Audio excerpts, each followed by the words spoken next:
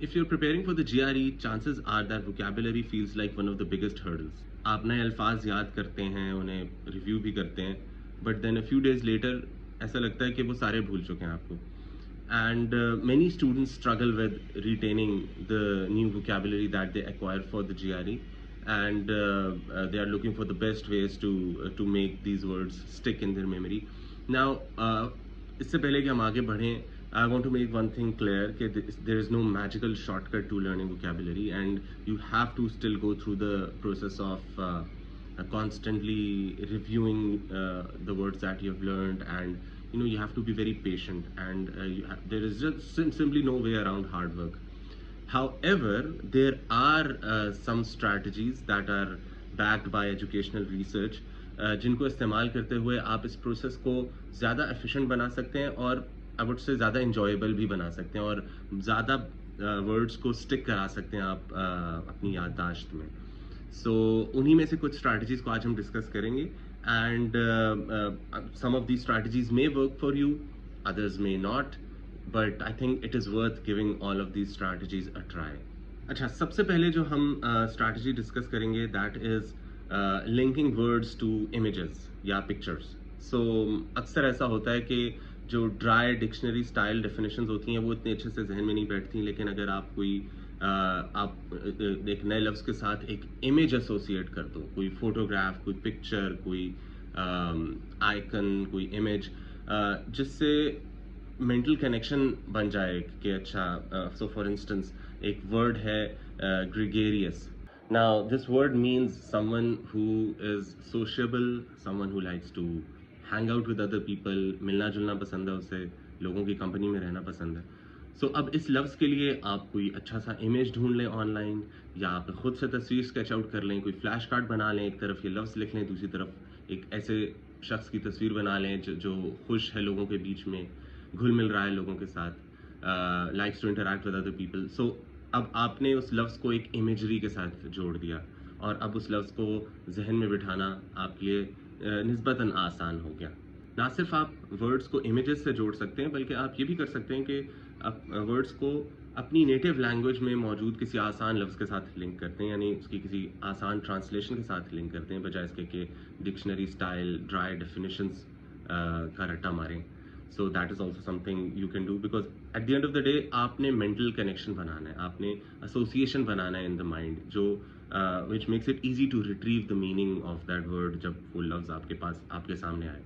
अच्छा, एक और बहुत ही effective strategy जो ख़ास तौर पे कुछ words पे बहुत अच्छे से apply हो जाती है, that is linking words to their roots, या उनकी etymology के साथ उन्हें लिंक करना. Now, What do I mean by that? बहुत से लफ्ज़ ऐसे होते हैं अंग्रेज़ी में और दीगर ज़बानों में भी, जिनकी कोई असल होती है, कोई ओरिजिन्स होते हैं, वो उनकी रूट्स किसी बेस वर्ड में जाके मिल रही होती हैं. जैसे अंग्रेज़ी में बहुत से लफ्ज़ हैं जो लैटिन या ग्रीक ओरिजिन के हैं, और आपको उसमें कोई ऐसा बेस वर्ड्स दिखेंगे कि जो आपको उस रूट से निकलने वाले तमाम वर्ड्स में देखेंगे, और उनके मीनिंग्स में भी आपको एक सिमिलैरिटी, एक मुमासलत दिखेगी. जैसे एक रूट वर्ड है BENE, बेने, जिसको आप जिसका ताल्लुक अच्छाई के साथ होता है. तो अब आपको इस रूट से निकलने वाले सारे अल्फाज में एक अच्छाई या अच्छाई से ताल्लुक रखने वाला मीनिंग नज़र आएगा. जैसे बेनेवलेंट, जैसे बेनिफैक्टर, जैसे बेनिफिशियल क्या होता है? बेनिफिशियल होता है फ़ायदेमंद, जिससे आपको कोई खैर मिले, कोई अच्छाई मिले. बेनिफैक्टर कौन होता है? जो कोई अच्छाई करने वाला होता है, मोहसिन होता है जो.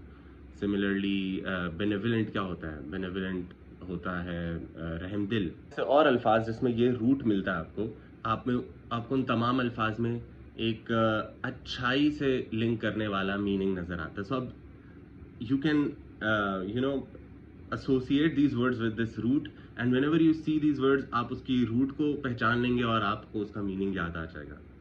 इसी तरह और भी अल्फाज हैं अंग्रेज़ी में जिनमें आप उनको अगर उनकी रूट से लिंक कर दें तो आपको उनका मीनिंग याद रखना आसान लगेगा. तीसरी स्ट्रैटेजी है the use of mnemonics. Now what are mnemonics? Mnemonics are just, ways to trick your mind. They are creative ways that you come up with to memorize a word by linking it to something जो बेशक meaning में इससे relate ना करती हो, meaning में कर भी सकती है रिलेट, लेकिन उसको बहुत ही सिली सा, बेवकूफ़ाना सा, मज़ाहिया सा कनेक्शन भी हो, लेकिन उससे वो चीज़ याद रह जाए. सो मिसाल के तौर पे ये जो वर्ड ग्रेगेरियस अभी हमने थोड़ी देर पहले देखा, इसी में आप अगर देखें इसकी स्पेलिंग में, तो it starts with the letters GRE, the test that you are preparing for.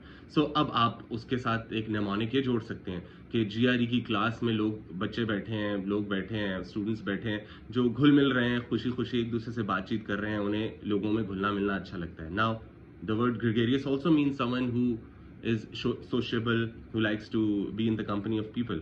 So अब आपने उसे GRE की क्लास से लिंक कर दिया, क्योंकि उस लफ्ज़ के अंदर लफ्ज़ GRE छुपा हुआ है. Now it's a very silly connection. There is no etymological connection with the GRE test here, और उसका कोई मीनिंग का रब्त नहीं बनता, लेकिन आपने मीनिंग का रब्त बना लिया है by coming up with that clever trick.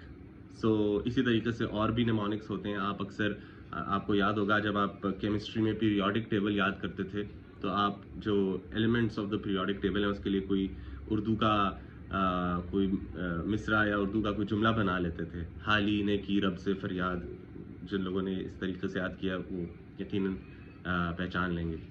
So these are mnemonics. अच्छा, अब एक और स्ट्रैटेजी जो बहुत मौसर होती है स्पेशली ऑन द GRE, वो है क्रिएटिंग वर्ड क्लस्टर्स. यानी आप अल्फाज के जत्थे बना लें, अल्फाज के ग्रोह बना लें, और आप उन्हें वो क्लस्टर्स बना के एक साथ कहीं पर लिस्ट कर दें, या एक साथ कहीं पे उन्हें दर्ज कर लें.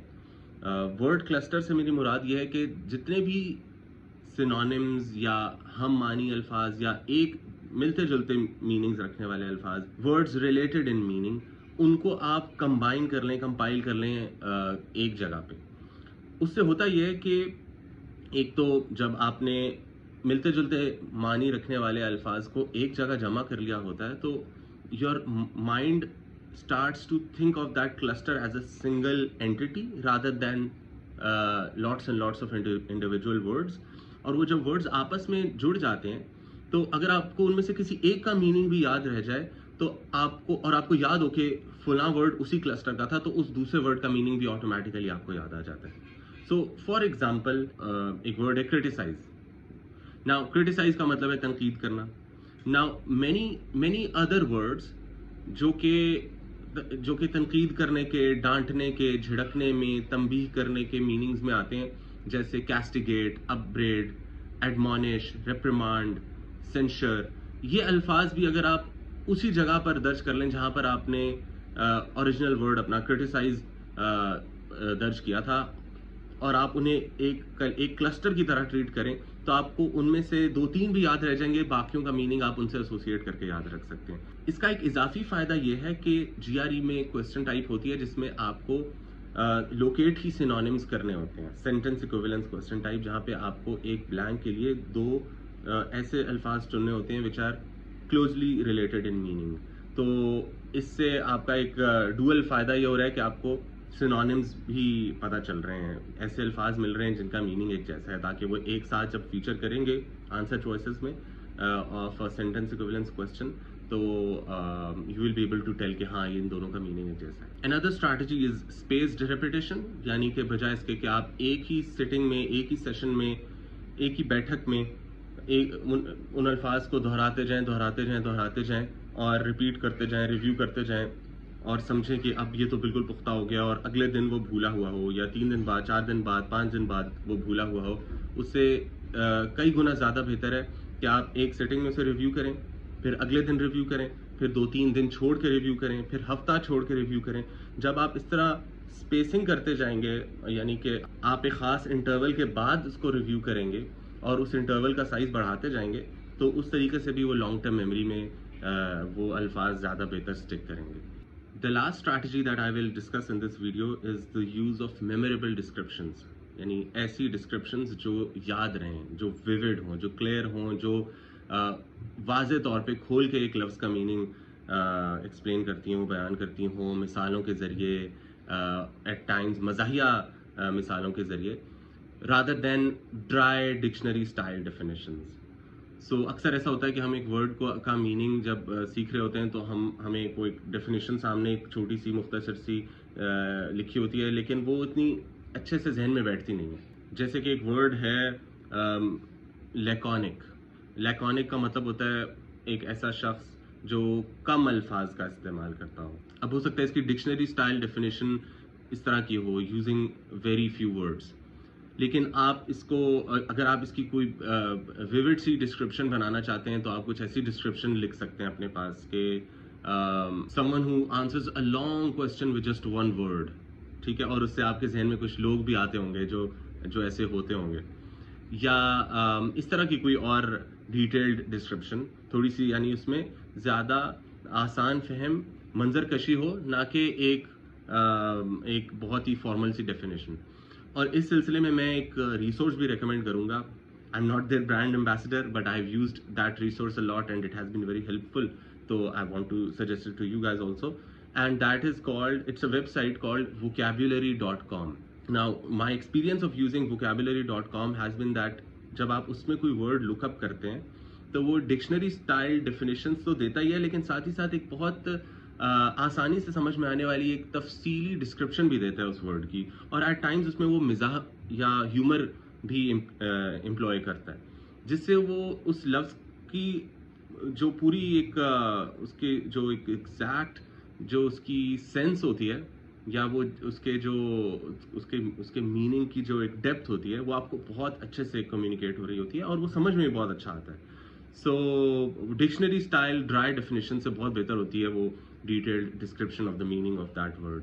سو آپ vocabulary.com کا استعمال کر سکتے ہیں, یا آپ اپنی ڈسکرپشنس خود لکھ سکتے ہیں. So it's totally your call, but the main takeaway is کہ you use memorable and detailed and vivid and clear and at times funny descriptions instead of very short but very dry and formal definitions. So in the upcoming videos we'll be launching a GRE vocabulary series جس میں ہم انہی strategies کا استعمال کرتے ہوئے high frequency GRE words کو بہتر طور پہ یاد کرنا سیکھیں گے. So stay tuned. If you found this video beneficial, please اس کو شیئر کیجیے اپنے ان دوستوں کے ساتھ جو GRE کی تیاری کر رہے ہیں یا جنرلی ووکیبولری سیکھنے کے بہتر طریقوں کی تلاش کر رہے ہیں. My name is Umair Khan. I am the cofounder and lead instructor at Cuba, and I have been teaching the GRE for the past decade almost now. I studied education at Harvard University, and I try to draw on educational research to make students' learning experiences more meaningful and more rewarding. So if you'd like to learn more of these strategies and tips for effective GRE preparation, please follow us on YouTube and Instagram. And if you'd like to join our upcoming GRE preparation classes, please contact us on the number shown on your screen right now. It's also given in the description of this video. I wish you the absolute best.